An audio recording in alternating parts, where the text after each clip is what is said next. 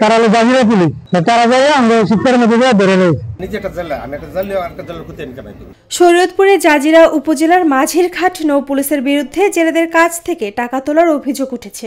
স্থানীয় জেলেদের অভিযোগ, নওডোবা এলাকার হারুন খান, ইদ্রিস শেখ, ফারুক মোহরের মাধ্যমে এবং মাঝে মধ্যে সরাসরি নৌ পুলিশ ৩ থেকে ৪ হাজার টাকা করে চাঁদা নিয়ে থাকেন।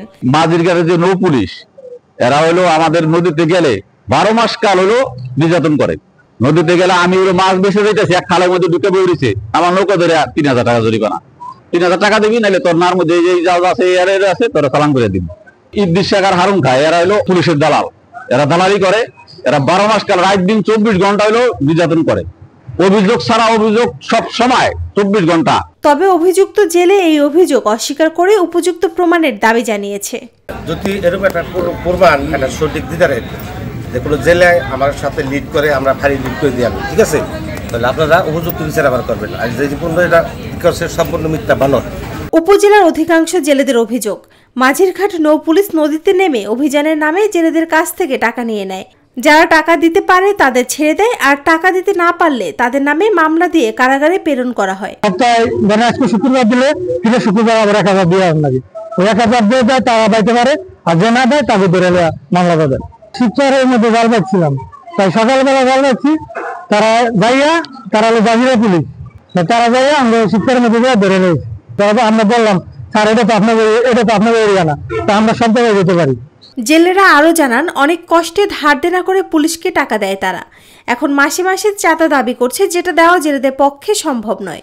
শেখ আর হারুন খান আর ফারিন পুলিশ ওরা পাড়ার মাছ হারিয়ে নিয়া বাড়া নেওয়া বাদ দিয়া আমরা বাচ্চা ছিলাম, নাও নিয়ে একজনের কাছে ফোন দিয়ে যাবো যে 5000 টাকা জরিমানা নাও, নাইলে ক্যাশ রেখে দিন, 5000 টাকা দিতে দিব। চাঁদাবাজ মুক্ত একটি নিরাপদ নদী চেয়ে জেলেরা প্রতিবাদ স্লোগান দেন।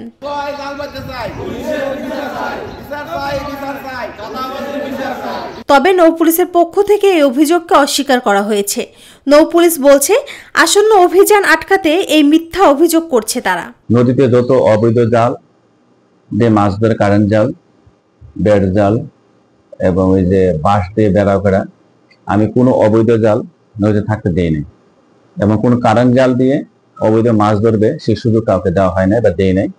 যেহেতু আমরা অবৈধ জাল দিয়ে মাছ ধরতে দিব না এবং মামলা দিচ্ছি, ওই সেই ব্যক্তিরা ওই এইসব একটা গুজব একটা তথ্য দেয় যে আমরা অবৈধ মাছ ধরে টাকা না দিলে মাছ ধরতে দেয় না, এটা একটা মিথ্যা তথ্য দেয়।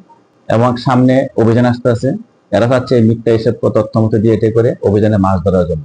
তো অভিযানটা আমরা মাছ ধরতে দিব না, যেহেতু আমরা নদীতে গেলে আমরা অনেক সময় অবৈধ জাল টেনে পুড়িয়ে ফেলি, মামলা দিই। ওই জাল ওঠানোর জন্য লেবার নিয়ে যাই, তো লেবার পার্মানেন্ট লেবার এখানে না, একদিন যাকে পাই সামনে বা লেবারের কাজ করে দেখে নিয়ে যাই, আমরা বেতন দিয়ে দিয়ে দিই। এমন কোনো দালাল আমাদের ফাঁড়িতে নাই, বা আমি এসে এমন কোনো দালালের তথ্য দিকে দিতে পারে বা বলতে পারে দালাল আছে, তাহলে ওই দালালের বিরুদ্ধে আমরা মামলা নেব।